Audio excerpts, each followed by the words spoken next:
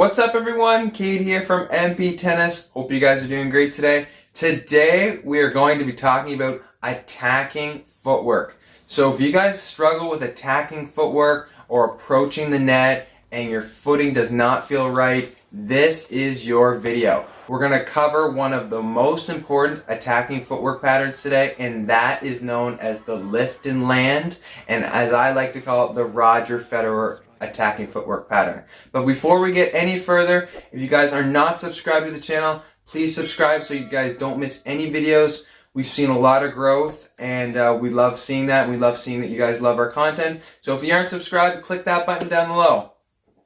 But moving back into the video, this footwork is commonly used on the ATP and WTA tours, I should say. And yeah, it's a really good one if you are struggling. So we're going to show you guys some drills to learn that footwork pattern. And you're going to see myself and my sister doing it. She's just learning it. So it's actually really good to see her progress and her just learning it and never have done it before. So let's jump into the video and we're going to show you guys some progressions on how to learn the lift and land footwork. And we'll see you guys back here at the end. Alright everybody, we are here, we're ready to go. The first progression of learning the lift and land footwork pattern is stationary hops. So as you guys can see, my sister and I were just hopping gently over the cone, getting the feeling of hopping forward and swinging at the same time, just kind of getting that feeling of what it will feel like when we start hitting with balls and real feet.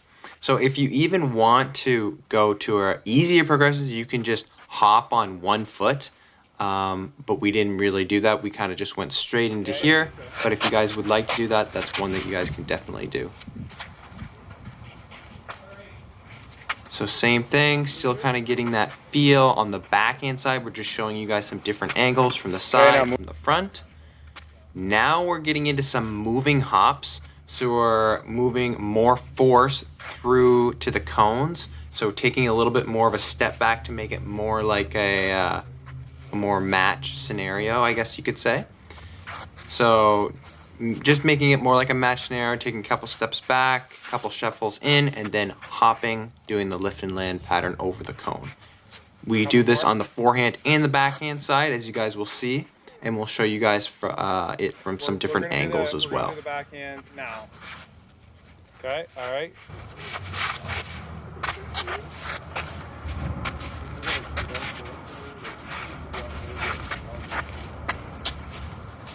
One thing that's pretty cool about the lift and land is I feel like it's one of the more versatile attacking footworks. I feel like you can kind of do it almost everywhere on a short ball.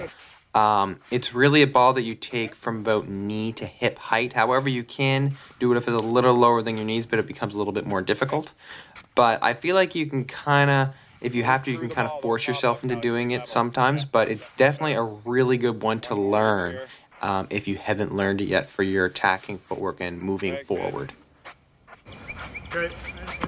Alrighty, now we're into some hand feet. So this is becoming more and more like a match scenario. So we got Coach Chris, or our dad, feeding us some balls, and we're just going in a circular motion around the cone as we use the lift and land footwork moving into the court.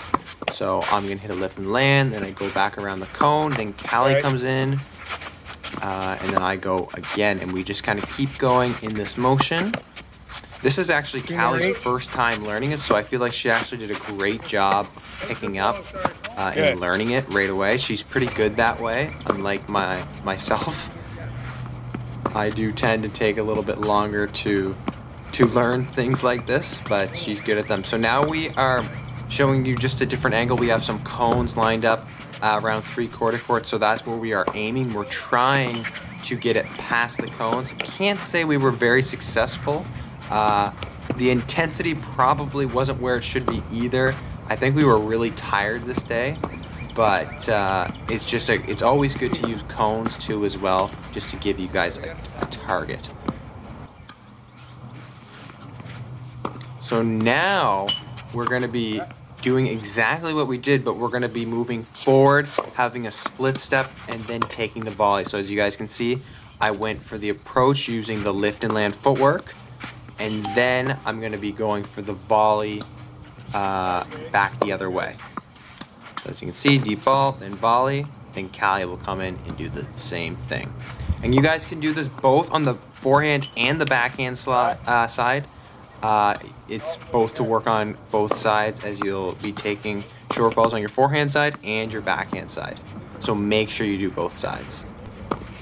I really like this progression too, is because it's finally feeling like more of a match scenario. So you're taking the short ball and then you're coming to the net and taking a volley. So if that's when it's really starting to feel like a game scenario, so definitely try and work your way into that progression. But now we're on to the game. So my dad's feeding us a short ball. We're going to use the lift and land footwork and then play out the point against him.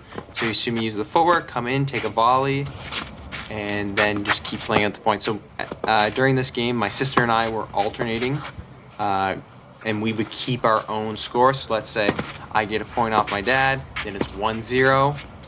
If I lose the point, I'm obviously going to stay at 0, but Callie is doing the same thing at the same time. So we both were able to play a little game against my dad while working on these things.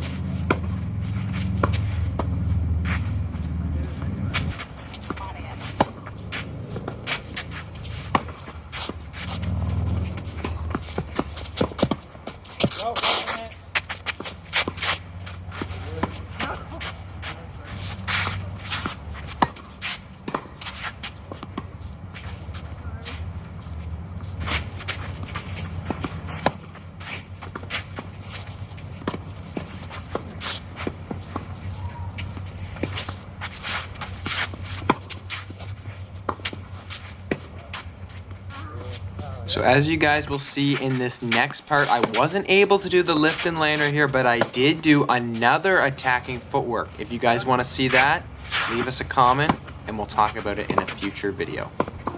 Good. All right, everybody, there you have it. Hopefully you enjoyed that attacking footwork. I know there was only one of them, but if you guys want to see more attacking footwork patterns, or just in general, more footwork patterns that you can use on the court, let us know in the comments. I personally think footwork is super underrated, and it's something that I've been working on the past year, and it's made me feel a lot better on court. So if you guys want to see some of that stuff, let us know. We'd be more than happy to share some of that content with you guys. But that's going to do it for today. Have a great day wherever you're tuning in from, and don't forget to like and subscribe.